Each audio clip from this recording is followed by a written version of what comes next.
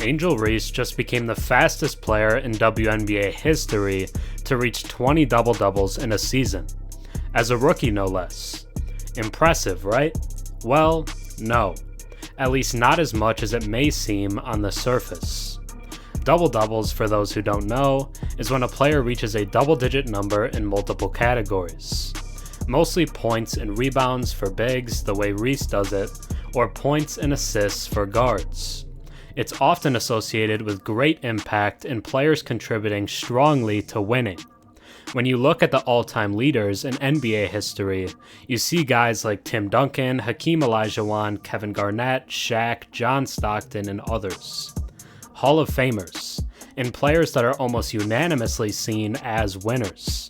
But even in one of Reese's best games that we saw last night, where she finished with 19 points and 20 rebounds on a passable 50% from the field, she finished with a plus-minus of -20, while the sky got blown out. For some reason, her attaining double-doubles does not seem to contribute to winning like we usually associate it. It feels somewhat reminiscent of mid-2010s Andre Drummond, who put up absurd rebounding numbers and double-doubles on middling to even bad Pistons teams. But for reasons I'll get into later, it's worse with Reese. She has single-handedly devalued the double-double, and has turned it into a spectacle for her crazed fans to use in an absurd push for Rookie of the Year, when in all reality that race has been over for months. Now, let's take a deeper look.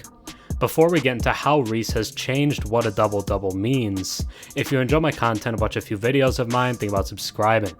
96% of my viewers are actually not subscribed, so if you watched me before and enjoy the content, drop a sub and comment down below. It really helps the channel. When we think of double-doubles and rebounding in general, we often think of hustle and players who would do anything to win. Think of Dennis Rodman or Ben Wallace, throwing their body on the line to the point of insanity, because they care about their team getting the victory more than anything else. Anytime a shot goes up, these types of players are ready, finding position and in Rodman's case, calculating where a miss may go. However, this is not the case with Angel Reese. Rather than the unselfish, dying passion to win and sacrifice for the team, her double-doubles feel showy and selfish. She wants it for her more than she wants it for the team. It's just another argument she can use to argue she's in the same class as her fellow rookie Caitlin Clark. It doesn't matter if it's a blowout in the final seconds, Reese is calling for the ball, often to desperate levels, so she can reach this elusive double-double number. Unlike Rodman or other great rebounders, she's not calculating where a teammate's miss may go, or dying to get to the ball. Rather, she's repeatedly getting rebounds off of her own misses, often taking 5 or more shots repeatedly and rebounding them herself. Offensive rebounds are an important stat, and getting your team second chances is undeniably valuable.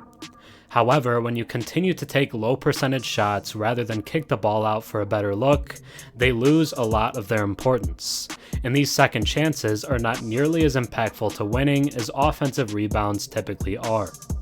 That leads us directly into the points aspect of her double-double efforts. She will take as many shots as necessary to get to that elusive 10 points mark, and pull her team out of the game in the process. It's hard to explain just how inefficient Reese has been, as we genuinely may have never seen a big shoot like this in the history of American professional basketball. In the 5 games previous to Sunday, she put up lines of 4 for 13, 4 for 14, 4 for 10, 3 for 13, and 5 for 17 from the field. Not even sniffing 50% from the field as a big is unprecedented, especially when they're almost entirely layups. The average field goal percentage from centers in the NBA last season was about 56%, a wild 17% gap from Reese's 39% from the field this season.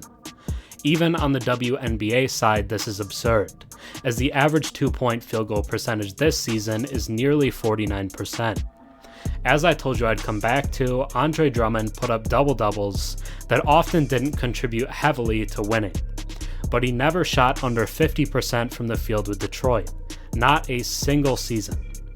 The lowest true shooting percentage for a center in the NBA last year was 54% by Nikola Vucevic, still 2 points better than Reese's 52%. Every shot she takes is a bad look based on the numbers, and her continually taking 10 or more shots a game puts her team in a really difficult place to win. That's why we can see a -20 on a night where she puts up 19 and 20.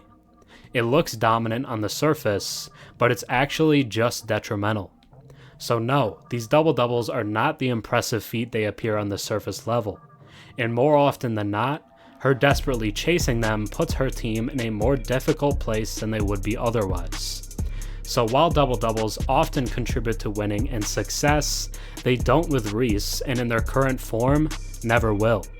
She has taken one of the most respected and appreciated feats in basketball and turned it into nothing more than a joke. Angel Reese has single-handedly devalued the double-double, and now you know how. Thanks for watching. I'm Herm. Have a good one.